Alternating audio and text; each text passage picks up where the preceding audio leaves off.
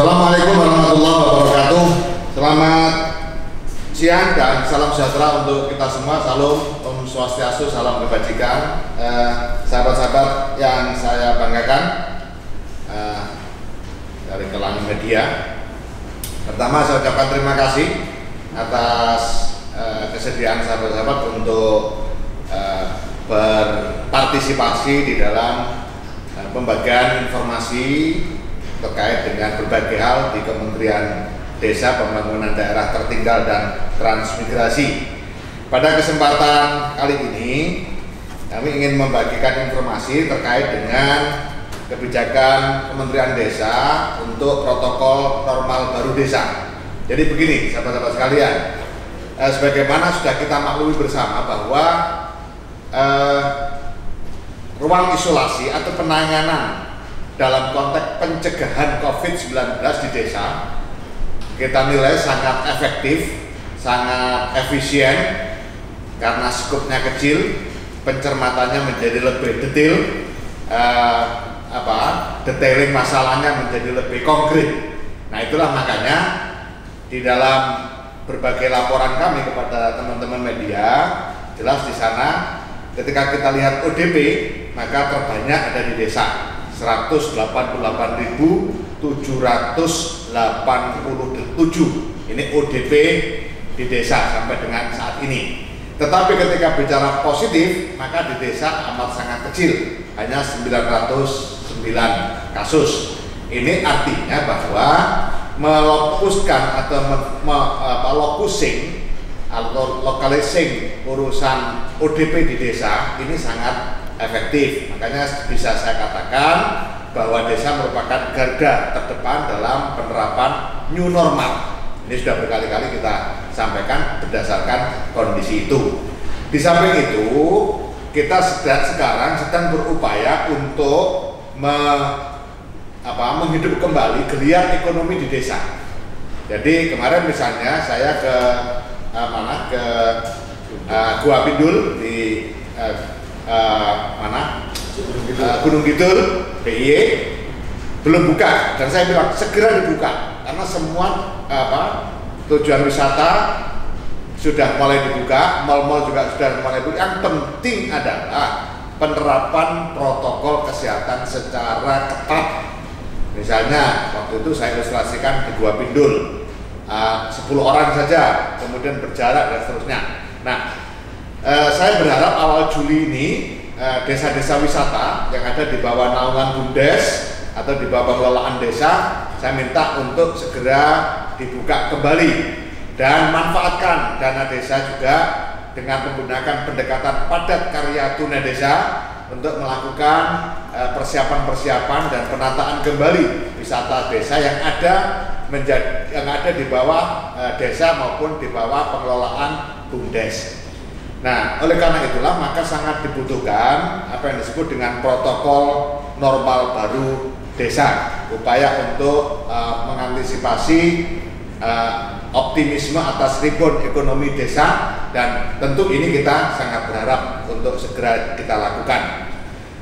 Dan ini sangat terkait dengan upaya untuk penyiapan bantalan ekonomi dalam rangka rebound, rebound atau lonjakan kembali. Misalnya desa wisata, kemudian produk-produk unggulan desa, ekonomi desa dan seterusnya. Itulah makanya beberapa waktu terakhir ini, kurang lebih 2 minggu ini, kita terus melakukan pencermatan pendalaman terhadap BUMDes juga, pelaporan terhadap nilai transaksi BUMDes mulai pada saat sebelum COVID-19, kemudian setelah COVID-19 ini kita minta laporannya, kita telaah, kita lakukan pendampingan agar terjadi percepatan untuk pertumbuhan ekonomi di tingkat desa. Itulah makanya kami dari Kementerian Desa merasa sangat perlu untuk menerbitkan regulasi atau kebijakan yang bersifat guidance, panduan, bukan sesuatu yang harus dilakukan seperti itu, tetapi panduan umum yang disebut dengan protokol normal baru desa. Adapun tujuan utama dalam penerbitan atau protokol normal baru desa ini adalah yang pertama, mewujudkan masyarakat desa yang produktif dan aman dari penularan coronavirus disease atau COVID-19. Yang kedua, meningkatkan dukungan pemerintah desa dan segenap elemen masyarakat desa dalam upaya pencegahan penularan COVID-19 di desa. Dan yang ketiga, menciptakan tata kelola desa dalam pencegahan penularan COVID-19 melalui adaptasi pola hidup bermasyarakat dalam tatanan normal baru. Sedangkan pelaksana dari normal baru desa ini adalah pemerintah desa dan segenap elemen masyarakat desa dengan prinsip terbuka, sederhana dan jelas, serta partisipatif. Nah, ini beberapa contoh yang sifatnya umum, protokol baru desa yang sifatnya umum. Misalnya bicara tentang kewajiban pemerintah desa membersihkan fasilitas umum dengan disinfektan secara rutin, menyediakan tempat cuci tangan dengan air. Sebenarnya ini adalah menguatkan kembali apa yang sudah pernah dikeluarkan oleh Kementerian Desa terkait dengan protokol COVID-19 atau desa tanggap COVID-19. Ini poin-poin penting yang harus dipahami oleh pemerintah desa, dan tentu yang paling penting adalah protokol baru ini atau tata kehidupan baru desa ini bukan sekedar melakukan kebiasaan baru, tetapi bagi kami berupaya untuk merubah peradaban atau menuju peradaban baru di desa. Rekan-rekan sekalian yang saya banggakan, selanjutnya terkait dengan kewajiban warga desa. Jadi ada dua sisi di protokol desa itu, ada dua sisi pemerintah dan sisi warga. Sehingga protokol normal baru desa itu pasti menyangkut kedua belah pihak. Pemerintah desa sebagai pihak yang bertanggung jawab untuk menyediakan dan memberikan arahan, kemudian warga desa bertanggung jawab untuk mengikuti apa yang menjadi ketentuan pemerintah desa. Itu inti dari protokol normal baru desa. Misalnya tidak keluar rumah saat sedang sakit, selalu menggunakan masker dan hindari menyentuh area wajah dan seterusnya. Nah, ini harapannya adalah dicetak di baliho-baliho besar dengan menggunakan dana desa, dipasang di sudut-sudut strategis desa supaya semua warga masyarakat bisa melihat, memahami dan menjalankan apa yang menjadi protokol baru, tatanan baru kehidupan desa atau protokol normal baru desa, mau dibikin kalimat yang sederhana.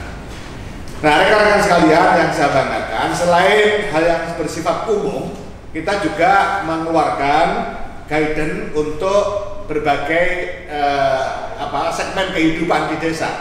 Sehingga ada 6 protokol normal baru desa.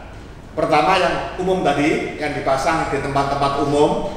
Yang kedua, 5 item ini itu spesifik. Jadi misalnya protokol kegiatan sosial, keagamaan dan hajatan.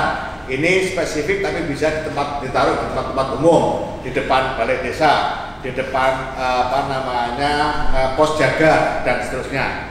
Yang kedua, protokol kegiatan ibadah. Ini dipasang di tempat-tempat ibadah, masjid, mushola, pura, gereja dan seterusnya. Kemudian yang ketiga, protokol pasar desa. Ini dipasang di pasar-pasar desa, baik di pasar desa yang berdekatan dengan beririsan dengan pasar kecamatan. Artinya itu tidak sepenuhnya menjadi kewenangan desa, tetap saya minta untuk dipasang di situ. Kemudian yang keempat, protokol kegiatan padat karya tunai desa. Ini juga penting karena fokus dalam upaya untuk meningkatkan daya beli warga desa, kita menggunakan pendekatan padat karya tunai desa. Dan yang kelima adalah protokol tempat wisata. Nah, kalau 5 hal ini kemudian diimplementasikan, saya sangat yakin akan terjadi geliat baru ekonomi dan akan terjadi rebound, utamanya di tempat-tempat wisata desa ini. Saya yakin akan terjadi rebound. Kenapa? Karena warga masyarakat sudah lama menunggu atau rindu akan berbagai kenyamanan, karena selama ini warga masyarakat harus banyak tinggal di rumah. Itulah rekan-rekan media yang saya banggakan terkait dengan protokol normal baru desa. Jadi masing-masing protokol ini sudah ada, nanti kita kirimi. Jadi bagaimana protokol kegiatan sosial, keagamaan dan hajatan, sudah ada rinciannya, sudah ada animasinya atau infografisnya. Semua ini kita kirim ke desa. Desa tinggal kalau setuju dan memang sesuai dengan kondisi lokal, tinggal mengambil untuk dicetak. Jadi tidak usah bikin baru. Tetapi kalau mau dimodifikasi sesuai dengan kondisi kearifan lokal, dipersilahkan. Makanya saya bilang ini lebih bersifat guidance. Protokol tempat wisata, bagaimana aturannya? Ada semua, sudah kita siapkan. Nah itulah kira-kira yang terkait dengan protokol normal baru desa. Rekan-rekan media yang saya banggakan, selanjutnya saya juga ingin berbagi informasi sekilas terkait dengan BLT Dana Desa yang hari ini alhamdulillah data sampai dengan 2 Juli itu ada 71.065 desa atau setara dengan 95% dari 74.835 desa. Kenapa kita ngitungnya dari 74.835? Karena ada 57 desa yang kecil kemungkinan menerima dana desa karena masih dalam verifikasi ulang oleh Kementerian Dalam Negeri. Yang kedua, ada 61 desa yang memang tidak menyalurkan atau menganggarkan atau memanfaatkan dana desa untuk BLT karena memang warga masyarakatnya dianggap tidak memenuhi berbagai kriteria. Nah ini sudah pernah saya sampaikan. Jadi maka kita pedomannya adalah 74.835 desa. Posisi hari ini 71.065 desa atau 95% dengan total angka 4.532.418.600 rupiah. Sedangkan penerima BLT dengan 7.554.31 kpm itu terdiri atas pertama perempuan kepala keluarga atau PK naik ini persentasenya 2.341.750 orang atau setara dengan 31%. Kemudian KPM yang anggotanya menderita penyakit kronis atau menahun 283.392. Kemudian yang kehilangan mata pencaharian 1.400.483 KPM.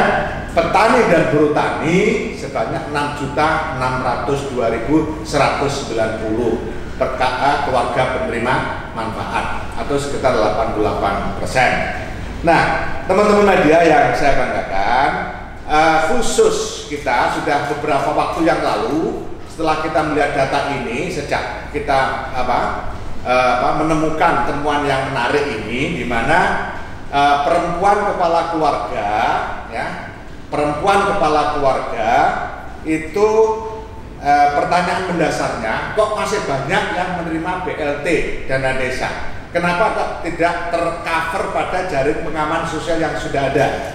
Karena kita yakin bahwa keberadaan perempuan kepala keluarga ini harus sudah menjadi perhatian lama. Tapi kenapa kok masih sekitar 2 juta itu? Itulah makanya kita memberikan perhatian khusus terhadap perempuan kepala keluarga. Ada beberapa hal yang akan kita lakukan untuk pendampingan. Karena itu kita data agak detail. Misalnya dari 2.341.750 orang itu distribusinya atau posisinya di Aceh misalnya ada 2%, Sumatera Utara ada 119.711 ada 5% dan seterusnya. Terbanyak ada di ada di Jawa tentu, kemudian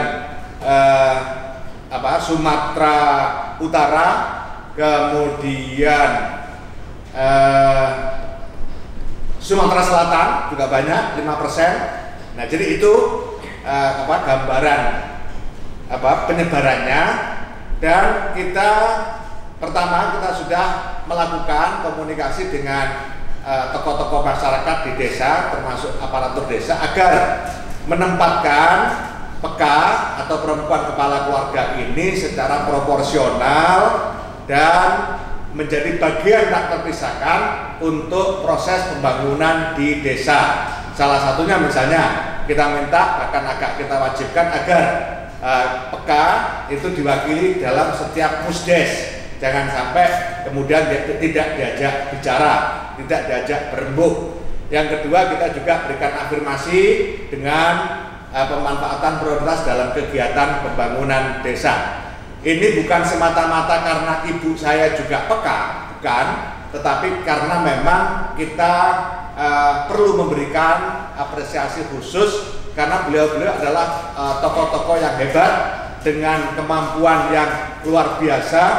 Belum tentu kepala keluarga laki-laki itu mampu memberikan satu perlakuan yang baik kepada keluarganya. Nah, ketika ibu-ibu atau perempuan yang ada di situ, ternyata kita temukan banyak sekali tokoh-tokoh nasional kita yang produk dari kehebatan perempuan kepala keluarga.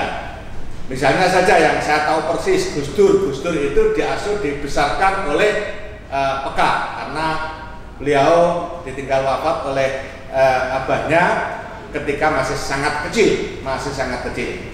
Nah, ini makanya sekali lagi saya katakan bukan karena ibu saya juga peka, tapi karena memang kita memberikan apresiasi khusus dan tentu nanti ini menjadi pembahasan agak khusus juga dari Kementerian Desa dengan Kementerian Sosial agar ada tindak lanjut atau berkesinambungan program-program dengan menempatkan para perempuan kepala keluarga secara proporsional sesuai dengan kapasitas dan kemampuan yang dimiliki. Kita memberikan penekanan perhatian juga kepada petani.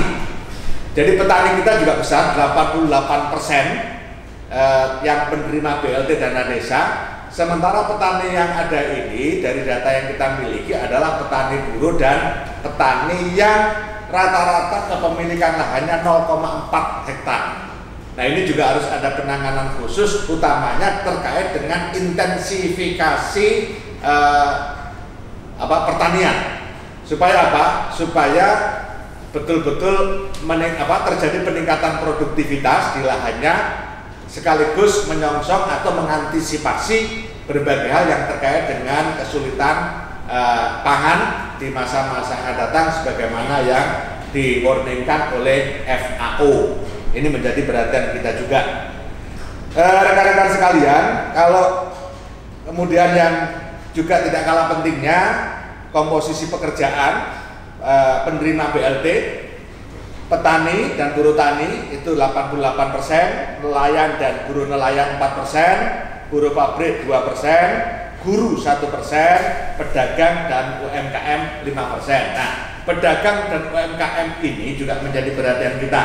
Nelayan dan buruh nelayan juga menjadi perhatian kita. Sehingga pada akhirnya semua nanti akan kita upayakan untuk mendapatkan sentuhan-sentuhan secara proporsional agar mereka pasca pandemi COVID ini bisa mengembalikan ketahanan ekonominya dan secara langsung maupun tidak langsung akan membawa kepada pertumbuhan ekonomi di desa.